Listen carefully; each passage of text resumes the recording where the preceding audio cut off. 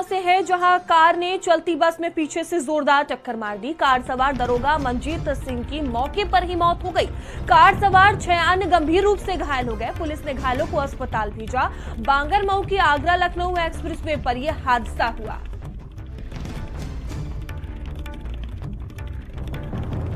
Car सवार 6 अन्य गंभीर रूप से घायल हो गए। पुलिस ने घायलों को अस्पताल भेजा और सभी का इलाज चल रहा है। बांगरमऊ के आगरा लखनऊ एक्सप्रेसवे पर यह हादसा हुआ। हादसे की तस्वीरें भी सामने आई हैं।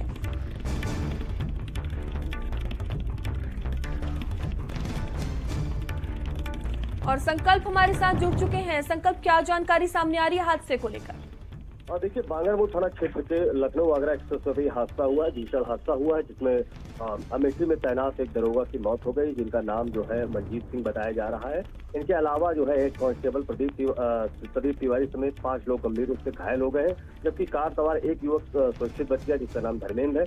फिलहाल ये अमेठी से राजस्थान में एक गुमशुदा लड़की की तलाश में लोग गए थे राजस्थान से, और जोधपुर से उस लड़की के साथ में वापस लौट रहे थे। और इस बीच में बांगरमऊ थाना क्षेत्र के 238 टोल किलोमीटर संख्या पर ये भीषण हादसा हुआ, जिसमें जो आर्टिगा कार है वो आगे चल रही डबल डेकर बस पीछे से जाकर घुसी, जिसमें एक दरोगा समेत 5 लोग दरोगा की मौत हो गई, जबकि 5 लोग गंभीर रूप से घायल हो गए। पुलिस ने शव को कब्जे में लेकर पोस्टमार्टम के दे दिया, परिजनों को सूचना दे दी है और अन्य आगे की जांच कार्रवाई की जा रही, जिसमें क्लीनर को हिरासत में लिया गया, जबकि ड्राइवर फरार हो गया। जी, धन्यवाद आपका जानकारियों के लिए।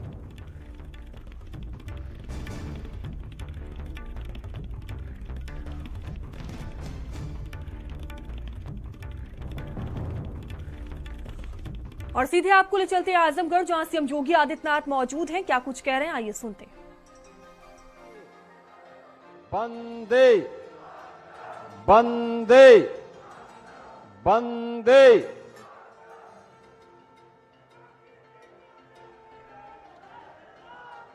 पूर्वांचल एक्सप्रेसवे के गोरखपुर लिंक एक्सप्रेसवे कि आज के इस लोकार्पण कार्यक्रम में समारोह में उपस्थित प्रदेश सरकार में मंत्रिमंडल के मेरे वरिष्ठ सहयोगी श्री स्वतंत्र देव सिंह जी, औद्योगिक विकास के मंत्री श्री नंदगोपाल गुप्ता नंदी जी, प्रभारी मंत्री आजमगढ़ से अनिल राजभर जी, इसी जनपद के सपूत प्रदेश सरकार में मंत्री श्री दारा सिंह चौहान जी, प्रदेश सरकार के खेल और युवा कल्याण विभाग के मंत्री श्री गिरीश चंद्र यादव जी, औद्योगिक विकास के राज्य मंत्री श्री जसवंत सिंह सैनी जी, मंच पर उपस्थित विधान परिषद के सदस्य श्री विजय बहादुर पाठक जी, राम सूरत राजभर जी, विक्रांत सिंह रेसो जी,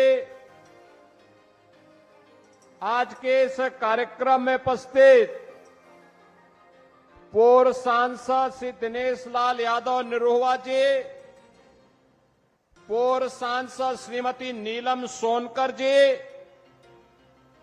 पूर्व सांसद श्री संतोष सिंह जी, पूर्वांचल विकास बोर्ड के पूर्व उपाध्यक्ष श्री नरेंद्र सिंह जी, पूर्व विधायकगण श्रीमती वंदना सिंह जी,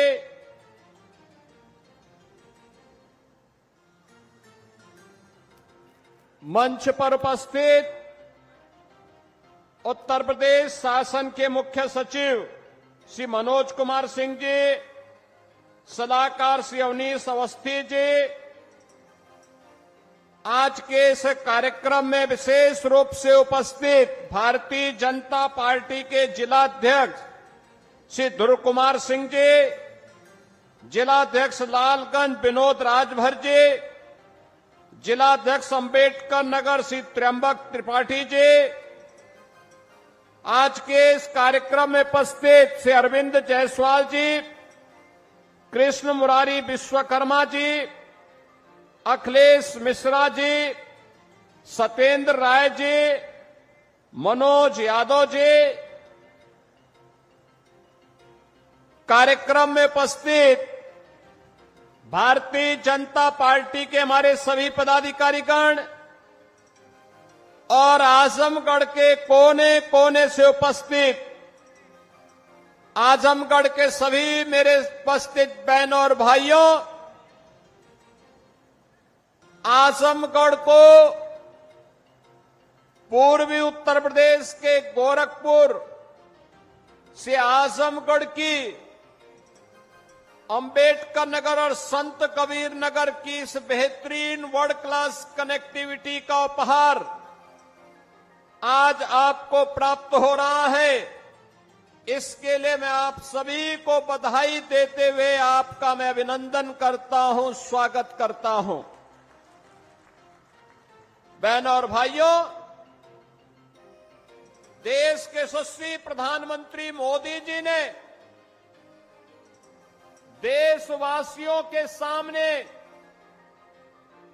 आजादी के अमृत महोत्सव वर्ष के अवसर पर जो लक्ष्य तय किया था, उस लक्ष्य को प्राप्त करने के लिए कि 2047 में भारत एक विकसित भारत होगा, उस विकसित भारत के लिए विकसित और आत्मनिर्भर उत्तर प्रदेश बनाने की दिशा में डबल इंजन की भारतीय जनता पार्टी की सरकार के द्वारा किए गए प्रयासों का एक प्रतिफल है कि उत्तर प्रदेश बीमारू राज्य से अब एक्सप्रेस वे प्रदेश के रूप में अपनी पहचान बना रहा है। याद करिए क्या हालत थे आज से 8 वर्ष पहले के। बहनों और भाइयों, उत्तर प्रदेश का नौजवान कहीं जाता था, उत्तर प्रदेश का कोई नागरिक जाता था, पहचान का संकट होता था, पहचान का संकट होता था। लोग आजमगढ़ का नाम लेने से घबराते थे, उत्तर प्रदेश का नाम लेने से घबराते थे। आजमगढ़, अरे इसने मुख्यमंत्री दिए, एक एक नहीं 2-2 मुख्यमंत्री इस आजमगढ़ ने दिए, और इस आजमगढ़ को पहचान का मोहताज होना पड़ा था। लेकिन आज 8 वर्ष के अंदर प्रधानमंत्री मोदी जी के मार्गदर्शन में आजमगढ़ अब पहचान का मोहताज नहीं है। आजमगढ़ अब आजमगढ़ से अदम्य साहस का गढ़ बन चुका है। अब यह विकास की मुख्य धारा के साथ जुड़ चुका है। और इसके लिए तो प्रधानमंत्री जी ने कहा था कि विकास के लिए गति चाहिए, प्रगति के लिए गति चाहिए, समृद्धि के लिए प्रगति चाहिए। और जब गति होगी तो प्रगति होगी, प्रगति होगी तो समृद्धि होगी, और समृद्धि होगी हर चेहरे पर खुशहाली भी होगी। यही तो खुशहाली का राज है, और इसी खुशहाली के साथ आपको जोड़ने के लिए हम लोग आए हैं। याद करिए कितनी विकास की योजनाएं पिछले 8 वर्ष में आजमगढ़ में आई। पूर्वांचल एक्सप्रेसवे का शिलान्यास भी 2018 में, जुलाई 18 में प्रधानमंत्री जी ने किया था, और उद्घाटन 2021 में पूर्वांचल एक्सप्रेसवे का उद्घाटन भी आदरणीय प्रधानमंत्री नरेंद्र मोदी जी ने किया था। याद करिए 340 किलोमीटर लंबे इस एक्सप्रेसवे को अब मैं देखता हूं आजमगढ़ के लोग, मऊ के लोग, गाजीपुर के लोग सुबह जाते हैं लखनऊ और दोपहर में अपना कार्य निपटा करके वापस अपने गांव, अपने शहर में वापस आ जाते हैं। ये होती है गति और यही होती है प्रगति।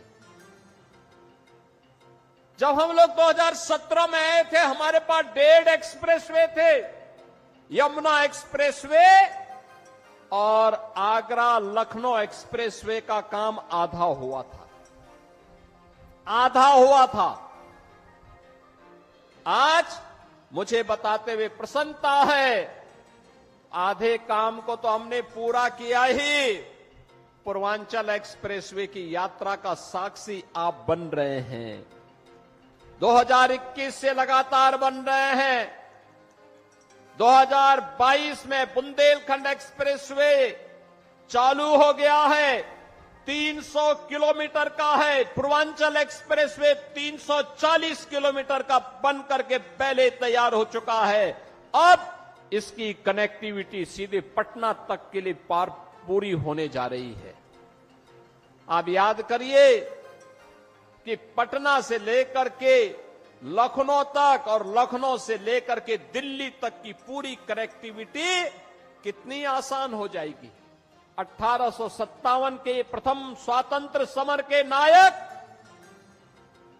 वीर कुंवर सिंह ने जब अंग्रेजों को पछाड़ने के लिए आजमगढ़ तक अंग्रेजों का मुकाबला किया था, तब कनेक्टिविटी नहीं थी। अगर उस समय ये पूर्वांचल एक्सप्रेसवे होता तो आजमगढ़ के लोग वीर कुंवर सिंह के साथ मिलकर के अंग्रेजों को मार मार करके खदेड़े होते और फिर यह देश 1857 में ही स्वाधीन हो गया होता।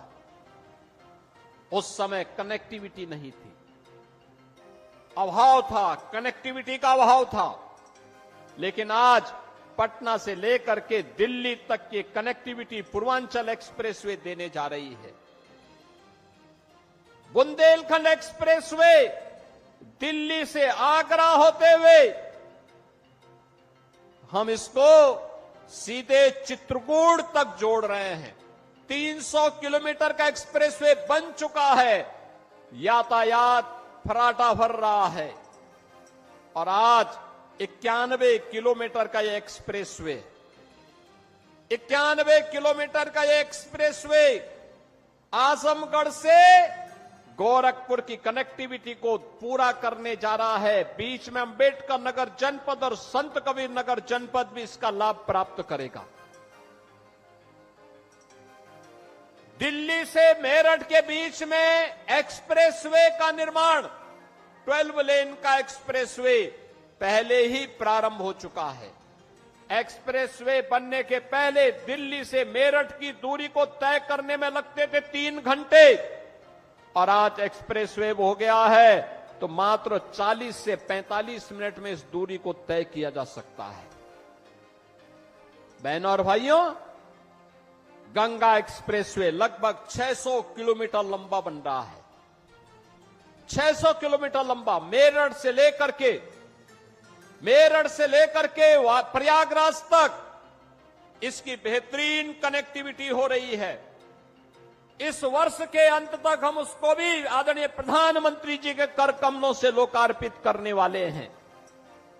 लखनऊ से कानपुर के बीच का एक्सप्रेसवे, बलिया लिंक एक्सप्रेसवे और इस प्रकार के लगभग 6 एक्सप्रेसवे निर्माणाधीन हैं।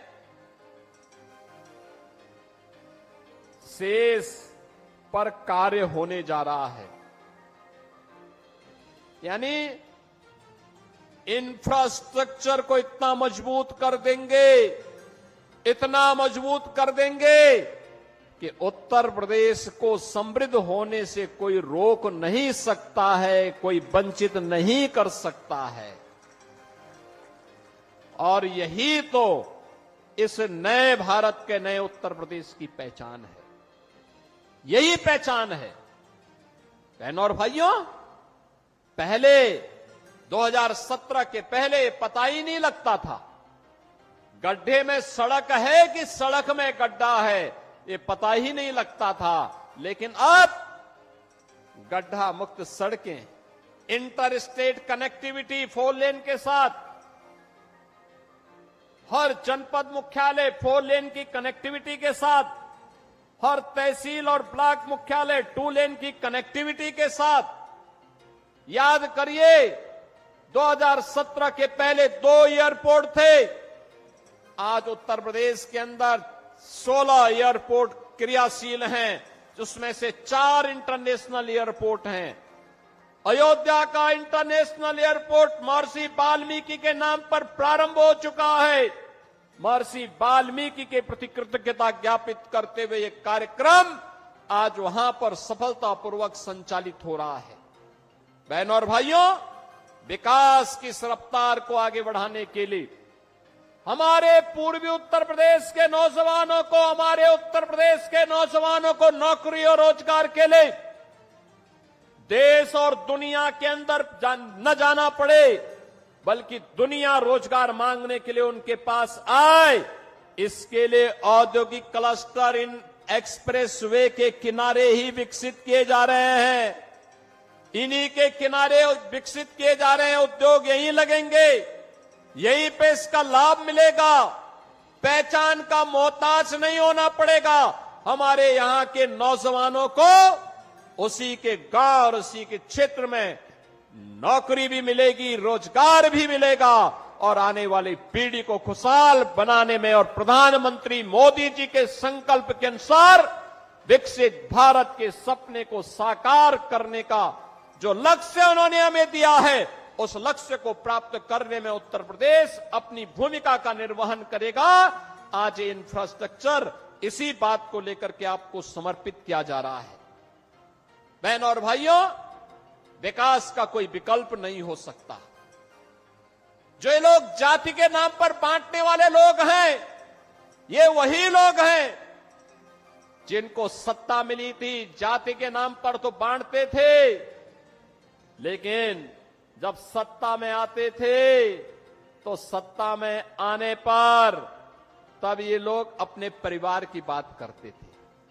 अभी आप मुझे बताइए, 60,244 पुलिस भर्ती हुई है ना? आजमगढ़ के लोग भर्ती हुए हैं कि नहीं हुए हैं? मुझे बताओ, भर्ती हुए हैं ना? आप मुझे बताओ, किसी से कोई पैसा मांगा है क्या? कोई सिफारिश करवानी पड़ी है क्या? अरे हर जाति, हर संप्रदाय से जुड़े हुए लोग भर्ती हुए हैं और इसमें भी 12,045 केवल बेटियां भर्ती हुई हैं। 12,045 से उनके ट्रेनिंग भी प्रारंभ होने जा रही है। यानी आज वे सभी लोग योग की ट्रेनिंग ले रहे हैं। कल वे योग दिवस के कार्यक्रम में भागीदार बनेंगे अलग अलग जनपदों में और परसों से उनकी ट्रेनिंग। याद करिए, उत्तर प्रदेश का नौजवान एक साथ 60,244 एक साथ भर्ती हो गया। कोई सिफारिश नहीं। 2017 के पहले हुआ होता तो चाचा और भतीजा झोला लेकर के वसूली के लिए निकल गए होते। यानी वहां पर भी भेद होता था। पैसा लेकर के किसी की भर्ती नहीं होती थी, उसके बगैर तो होती ही नहीं थी। लेकिन अब कोई भेदभाव नहीं। अब तो सबको अवसर मिल रहा है। सबका साथ और सबके विकास का यही भाव है। सबका विश्वास और सबका प्रयास यही है, जिसमें सबकी भागीदारी होगी, कोई भेदभाव नहीं होगा। अब तो आजमगढ़ का नौजवान कहीं जाएगा देश के अंदर और दुनिया के अंदर, केवल ये बोल दे मैं उत्तर प्रदेश से हूं, तो लोग बड़े सम्मान के साथ देखेंगे। उत्तर प्रदेश का मतलब उत्तर प्रदेश जिसने विरासत और विकास का एक अद्भुत समन्वय स्थापित किया है।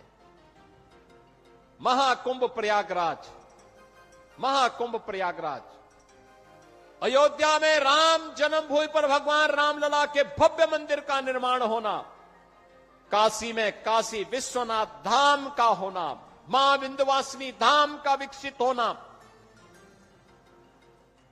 चित्रकूट धाम का विकसित होना, ये सभी आज एक नई पहचान दिला रहे हैं।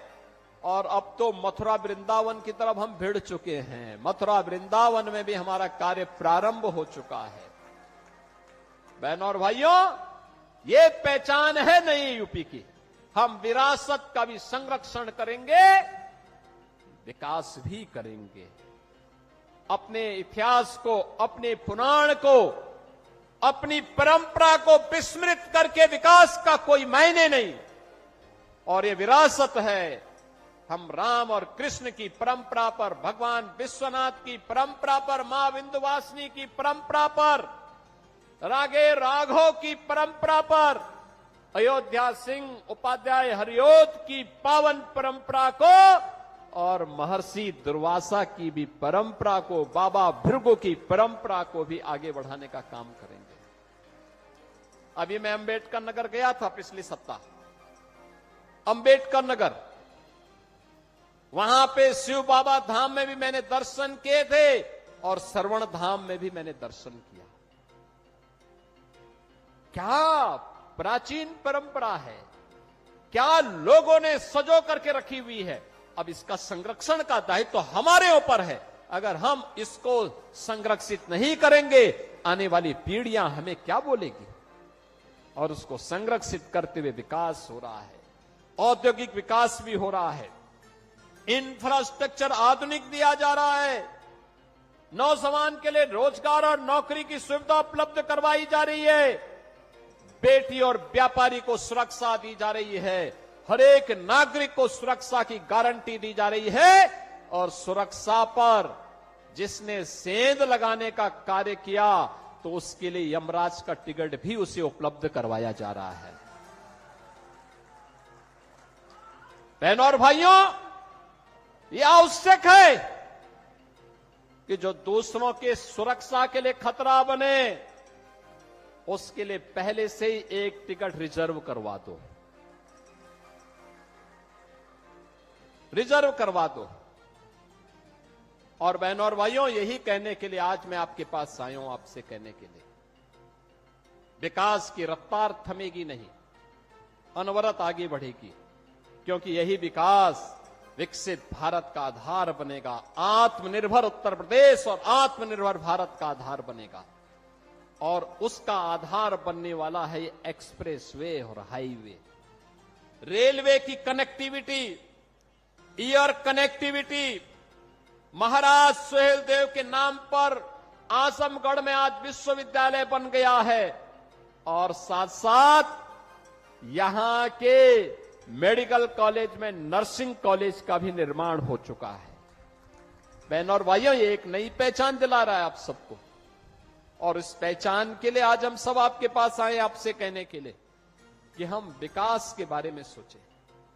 ये लोग जाति के नाम पर बांटने वाले लोग जब भी सत्ता में आए, इन्होंने अपने परिवार की चिंता की, अपनी जाति की भी चिंता नहीं की, केवल परिवार की चिंता की।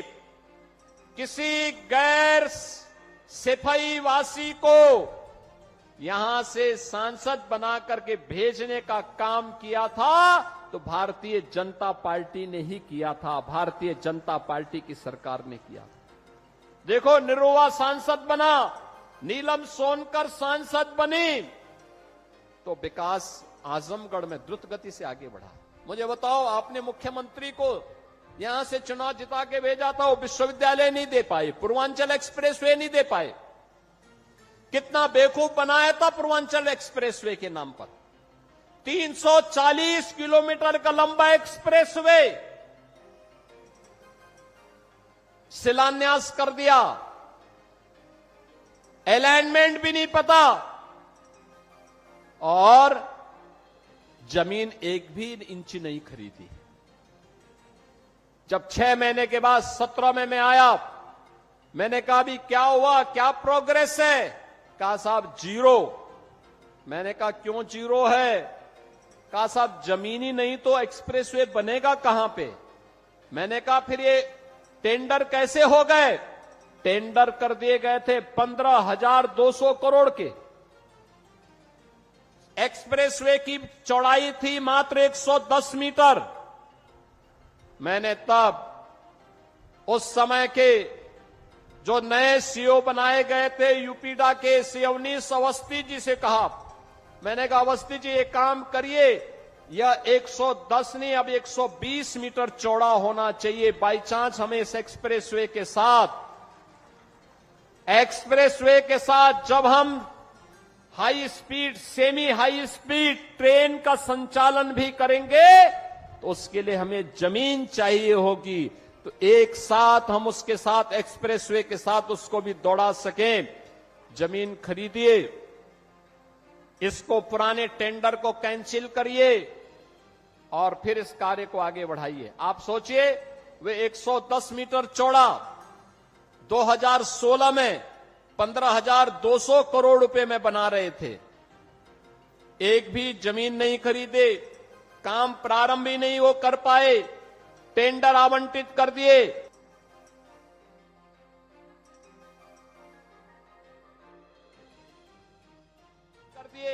हम लोग आए, हमने कैंसिल किया, जमीन खरीदना प्रारंभ किया और जमीन खरीदने के बाद जब हम लोगों ने टेंडर किए तो बहनों और भाइयों, वही एक्सप्रेसवे 11,800 करोड़ रुपए में बना करके हमने समर्पित कर दिया आपको। ये 3,000 4,000 करोड़ रुपए की जो डकैती डाल रही थे, कौन डाल रहे थे? ये वही लोग हैं जो आज आपको गुमराह करने के लिए फिर से ईमानदारी का चेहरा दिखाने के लिए आपके पास आएंगे। तब तो इन्होंने पूर्वांचल एक्सप्रेसवे नहीं बनाया, महाराज सोहेलदेव के नाम पे विश्वविद्यालय नहीं बनाया, वे विकास नहीं करते थे, वे तो मुंबई की डी कंपनी को पालते थे, डी कंपनी को,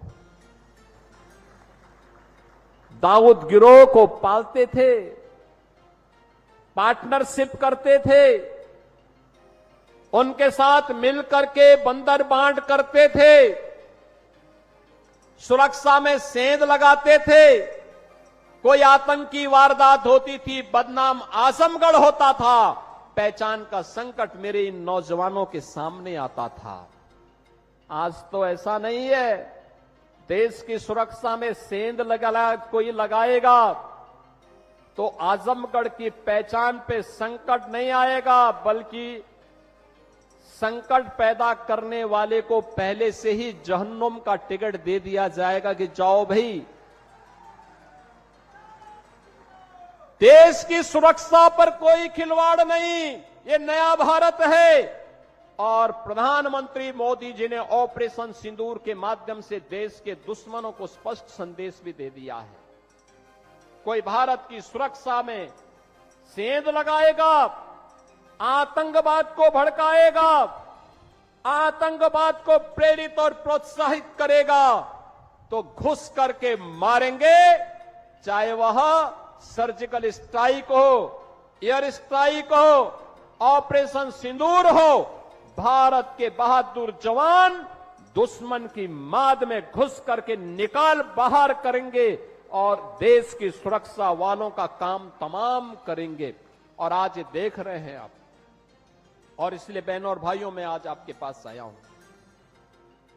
नए भारत के नए उत्तर प्रदेश को विकास के साथ साथ विरासत के कार्यक्रमों के साथ गौरव की अनुभूति होनी चाहिए। ये आपको एक नई पहचान दिला रहा है, ये आपको सम्मान दिला रहा है। सम्मान के साथ आने वाली पीढ़ी को जब आप अपनी इस विरासत को सौंपेंगे, आप भी कह सकते हैं, आप भी तब ये कह सकते हैं कि हम वो गौरवशाली पीढ़ी है जिन्होंने राम जन्मभूमि में 500 वर्षों के बाद रामलला को विराजमान होते हुए अपनी आंखों से देखा है। आप में से हर व्यक्ति कह सकता है हमारी वो पीढ़ी है जिसने पूर्वांचल एक्सप्रेसवे के उद्घाटन कार्यक्रम का जो साक्षी बना था।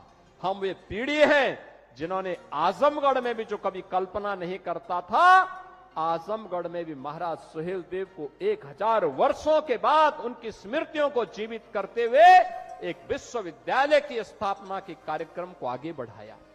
अब तो ये उद्घाटन भी हो गया है। अब तो आजमगढ़ 2 एक्सप्रेसवे के साथ जुड़ चुका है। पूर्वांचल एक्सप्रेसवे लखनऊ के साथ, गोरखपुर लिंक एक्सप्रेसवे के साथ भी जुड़ चुका है और साथ साथ 4 लेन की कनेक्टिविटी गोरखपुर से, वाराणसी से, प्रयागराज से, सभी ओर से 4 लेन की कनेक्टिविटी के साथ भी जुड़ चुका है। इतना बेहतरीन। आप मुझे बताओ, आजमगढ़ की साड़ी को महत्व 2017 के पहले नहीं मिल पाया था और यहां की ब्लैक पॉटरी को भी महत्व 2017 के पहले नहीं मिल पाया था। हमने चेहरा नहीं देखा, हमने तो उसको एक पहचान दिलाई। आज आजमगढ़ की साड़ियां भी, मुबारकपुर की साड़ियां भी देश और दुनिया में पसंद की जा रही है और यहां की ब्लैक पॉटरी को भी एक पहचान मिल रही है। आपने एक कलाकार को आजमगढ़ ने देश की संसद में भेजा और जैसे दिनेश लाल यादव, निरुआ जी जैसे सांसद बने, हमने हरिहरपुर में एक संगीत महाविद्यालय भी स्वीकृत कर दिया। आप सोचिए, हरिहरपुर में इस संगीत का एक घराना था, पहचान के लिए मोहताज हो रहा था। गायन, वादन, नृत्य, ये सभी विधाएं यहां एक साथ पैदा होती थी। लेकिन जिन्होंने आतंक का गढ़ आजमगढ़ को बनाया था, वे लोग इन्हें ढूंढ नहीं पाए। उनके पास इतनी फुर्सत नहीं थी कि ब्लैक पॉटरी को सम्मान दे सके, आजमगढ़ की साड़ी को सम्मान दे सके, हरिहरपुर गांव की संगीत की विधा को सम्मान दे सके, आजमगढ़ में विश्वविद्यालय दे सके, आजमगढ़ को एयर कनेक्टिविटी के साथ जोड़ सके, आजमगढ़ को पूर्वांचल एक्सप्रेसवे के साथ या गोरखपुर लिंक एक्सप्रेसवे के साथ या फिर ये 4 लेन की कनेक्टिविटी के साथ जोड़ सके। जब फुर्सत होगी तब तो कोई जोड़ेगा। उनके पास तो फुर्सत ही नहीं थी। जब संकट आता था, ऑस्ट्रेलिया या फिर इंग्लैंड चले जाते थे, लोगों को उसके पुरसे हाल पर छोड़ देते थे। लेकिन आज ये डबल इंजन की सरकार की, भारतीय जनता पार्टी की सरकार ने इन सभी प्रकार की सुविधाओं से आपको आच्छादित किया है और आज इसीलिए इस एक्सप्रेस वे के उद्घाटन कार्यक्रम के साथ जुड़ने के लिए मैं स्वयं आपके पास यहां आया हूं, एक बार फिर से करने के लिए। बहनों और भाइयों, पहचान को कभी समाप्त नहीं करना चाहिए। ये जातिवाद की राजनीति पर्व और त्योहारों में भी आपके उत्साह को भंग करती थी, विघ्न बाधा खड़ी करती थी। निर्दोष हिंदुओं पर झूठे मुकदमे दर्ज होते थे, बेटी और बहनों की इज्जत के साथ खिलवाड़ होता था। आपको याद होगा 2007-8 में सिवली नेशनल कॉलेज में अजीत राय नाम के एक लड़के की हत्या मात्र इसलिए कर दी थी क्योंकि उसने रिपब्लिक डे पर उसने वंदे मातरम गाने की वकालत की थी। केवल इसी में उनकी हत्या कर दी। आज कोई दुस्साहस नहीं कर सकता। आज आप वंदे मातरम बड़े शान से गाइए। राष्ट्र के आन मान शान के प्रतीक तिरंगा यात्रा भी आपने ऑपरेशन सिंदूर के समर्थन में निकाली। लोक माता अहिल्याबाई होलकर को सम्मान दिया।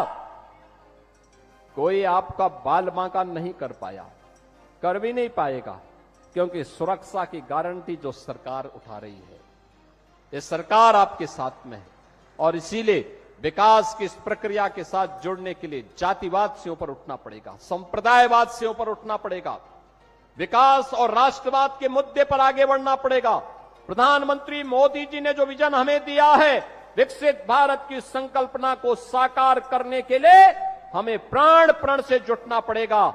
इन्हीं सब बातों के साथ आज पूर्वांचल एक्सप्रेसवे के, इस गोरखपुर लिंक एक्सप्रेसवे के लोकार्पण के अवसर पर आजमगढ़, अंबेडकर नगर, संत कबीर नगर और गोरखपुर के सभी जनता जनार्दन के प्रति मैं हृदय से बधाई देता हूं, अपनी शुभकामनाएं देता हूं, धन्यवाद देता हूं यूपीडा और औद्योगिक विकास को। उन्होंने समय सीमा के अंदर इन कार्यक्रमों को आगे बढ़ा करके, ये कार्यक्रम बहुत कठिन था, चैलेंजिंग था इस क्षेत्र में लिंक एक्सप्रेसवे बनाना, लेकिन अब ये आसान किया उन्होंने। काम आसान हुआ, कार्य हुआ और आज उसके लोकार्पण के साथ आपसे जुड़ने का अवसर प्राप्त हुआ। आप सबको बहुत बहुत बधाई, हमारी शुभकामनाएं, धन्यवाद। जय हिंद, जय जय श्री राम, जय जय श्री राम।